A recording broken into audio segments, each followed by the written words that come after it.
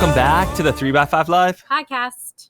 On this podcast, we talk and chat about all things health, wellness, productivity, mindset, mindfulness. Yeah. And today, we're covering a new topic with you guys that we haven't really discussed before. So as you can see, I don't know if you're realizing we're actually in a tiki bar. Yeah. So last week we spoke about our short-term rentals. We're actually at one of those houses in Florida right now, coming to you live from the tiki bar. If you are in the Northeast and still shoveling out of snow, we apologize for the palm trees, but we are thawing out and it feels really good. Yeah, and I got to do some maintenance on this property, so I was figuring out I've never trimmed a palm tree. So machete. We're going to use the machete. I have to cut off the dead branches. It's a learning curve here. It is. We're all figured it out. Everything's figure outable. There we go. So we decided to talk about a topic that actually came up on our really long drive to Florida. I was driving at the time, which is actually very rare. Very rare. And so I was listening to a podcast, a Rich Roll podcast, and he was interviewing this woman named Lisa Miller, who wrote a book called The Neuroscience of Spirituality. And spirituality, we always have talked about, and kind of what we subscribe to is anything, right? So we're not talking about a specific religion. We're talking about something maybe larger than yourself. It could be connection to nature. For me, I always use the terminology, the universe. It's just that idea that there's something larger out there. Intuition, all of these kind of words that we subscribe to that represent just something bigger than ourselves. And I started to think about that in my own life and what that's looked like for me in the past. And if you know me personally, you know that I often use the term that's the universe, because I really do believe that we have this guiding light and these guiding principles that help us in our day to day. This also brought up, Bryan in the conversation talked about the book, The Alchemist, which we both have read, but haven't kind of revisited in a really long time. Yes. So long story long, we just thought that it might be kind of nice to unpack some of these thoughts, some of these quotes, because I just thought that they were super interesting and just a way to ground yourself back in that idea that life can seem super, super heavy and focused and very narrow. You know, your lens is very narrow. And right. Sometimes when you're able to zoom out a little bit and just recognize that, the world is working for you, if you're just able to kind of hear and listen, I think is a really nice way to kind of settle yourself in and just, be open to possibilities. Yes, agree. So in this, some of the things that came up for me, I love this idea, the researcher, Lisa Miller, she said, see life as alive and guiding. And that more than half of our lives or half of our time, we always ignore our human knowing. And if you think about, we were also talking about, when you talk about a neuroscience, research shows that we don't just have the brain in our heads, that our hearts actually act. We have three brains, our heart, our gut, and our brain, right? And so have you ever had a decision to make and you literally feel it in your gut, or you're like, oh, I'm going to follow my gut, right? So that is an example of kind of your intuition. And I really like the way she broke down the neuroscience of this whole concept. So if you're listening and you're open, even I was saying, picture it as if you're in a hallway, right? And the hallway has a bunch of doors and you have these doors surrounding you. And what the universe does is it knocks. And so what you do as a human is just be open and able to accept and hear that knock, and then not have the fear to paralyze you into actually opening a door. And as we were having this conversation, I was thinking back, when did I feel like my intuition and my connection with the universe was greatest? Yeah. And it was at the time in my life where I was focusing on myself. And Rich in this podcast talked about how when you do enough inside work, you're attuned to these signals because you're open and listening. That silence, solitude, spaces for meditation, all of these times, you can't, there's too much noise, right? There's too much noise. So if you can turn down the noise so that you can turn up that intuition and the universe giving you these knocks, then you're able to see more opportunity. So for me, when I was going through yoga teacher training, I was hours doing yoga for hours. It was 200 hours, and 200 hours where I had that flexibility to be away from home, away from you and the kids, on a yoga mat where I was breathing and connecting with movement. And I was tied to that just mindfulness mindset. Right. Also, I was going through my health coaching certification. And so I was eating really healthy and I was nourishing my body with foods that were just clean. I always talk about brain fog, but when you eat healthy, the fog lifts. And so you're just I don't know. I just felt like I was so clear and I could conquer the world. And at that time, I was teaching full time. And this is the time period in my life where I decided that I needed to make a transition.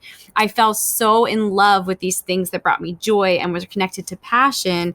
And because of that, things that were in alignment to those passions started to knock without, and this sounds crazy, but without me doing like anything. Like randomly, there was somebody who I worked with who was taking a graduate class and randomly overheard that they needed a new teacher to teach this wellness course. And so the person reached out to me and I started teaching this wellness course, which I loved. And then that wellness course turned into do professional developments around self-care and stress management and these things that I just were embodying in my training. I started to teach preschool yoga on the side. I was doing, consultations, and all these doors just started opening for me in these different areas. I became part of this exchange group, which was like this leadership group that I loved. And they're so just creative and intuitive and amazing leaders. And I found this like connection of this social network. We went to, and I did that by going to, which I got a knock on. Well, I always say shoulder tap. To go to Hal Elrod's Best Year Ever in California, which we never did something like that. So we went to this seminar in California in December of 2019. And I don't know what drew me to go to that. I'm not usually like someone that goes to like events like that. Yeah. And Jessie got way more out of it than I did because she learned about this exchange community.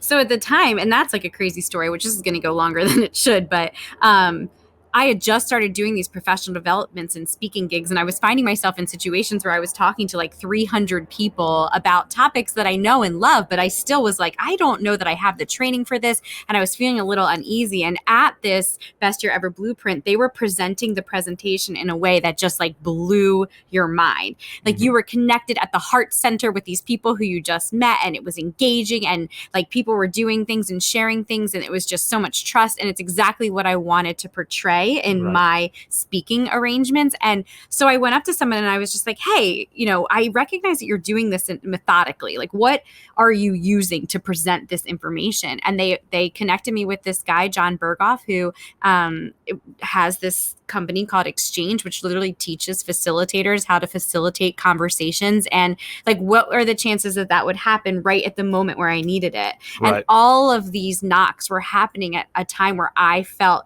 completely at peace with everything in my body, my mind, my spirit. I felt like I was open, like I was a channel for these types of knocks. And so again, long story long, if you're trying to figure out, okay, so where does this leave me?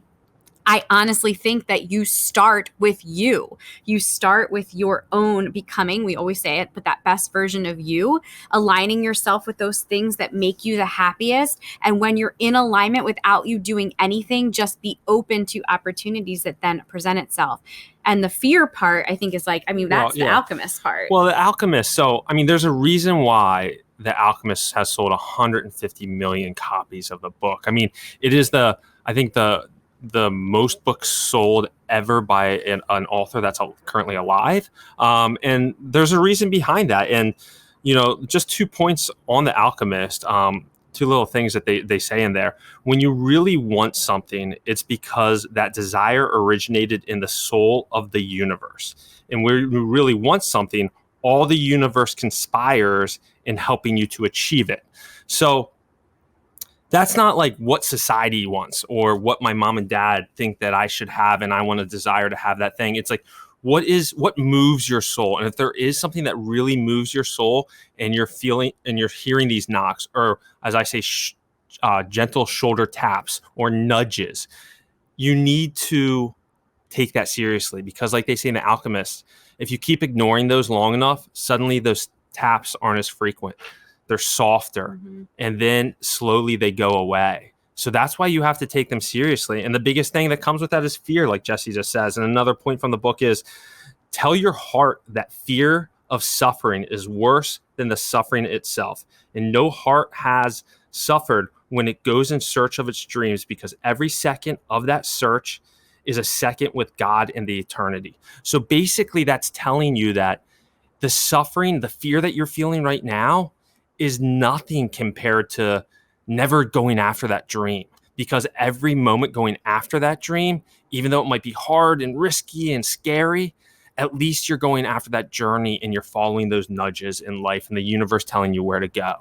And it doesn't even have to be like the biggest decision in the entire world, No. like leaving a career or whatever. But it is amazing when you like start to say yes to things. Like there were things that I was saying yes to, I think we've talked about this before, where it would lead to something else and it would lead to something else. And then I had the opportunity to then sift through what are these opportunities that are really calling to my soul and what are some things that I'm just dabbling in. But if you're not willing to say yes, or you're not willing to try something or to listen and like you said, the fear, then the door will always stay closed. Yep. And that goes back to last week with short-term rentals. You know, our first property that we bought, we were scared out of our mind. We didn't know what we were doing, but we had this draw, this nudge to like, we should get into this space. We should explore this avenue. Worst case scenario, we can fix it up and sell it.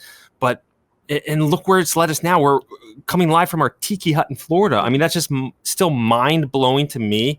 But if I wasn't listening, Jessie and I weren't listening to those nudges to take action and take risks, we wouldn't be sitting here doing this podcast live in Florida. But we also have that conversation a lot. Like we're like, what's the universe telling us or what's our gut telling us? Yeah. And to be honest with you, we also have the conversation of if something doesn't go right, we say, well, it just wasn't like, and I know it sounds so cliche, but maybe it wasn't meant to be. Or if you try something and you fail, so often when something we thought of was like a failure, like we put an offer on a property and we wanted it so badly and it went through, like 2 days later, something else opened up that was a better opportunity for us. So not like opening the door doesn't always mean it's going to lead to the biggest success of your life, but I do believe that it's going to take you a step closer to your ultimate happiness. Yeah. And as Jocko Willink says, good, you know, so when something does go bad, you know, like that property didn't go through, good. You know, you didn't get that raise, good. You know, you didn't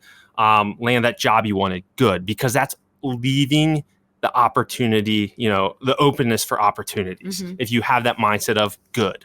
I thought that was really powerful when I heard him say that. I love that. So that's what we got today. If you hear the door knocking, don't come up. No. Open the door. All right, guys, until next week, we're out. See ya.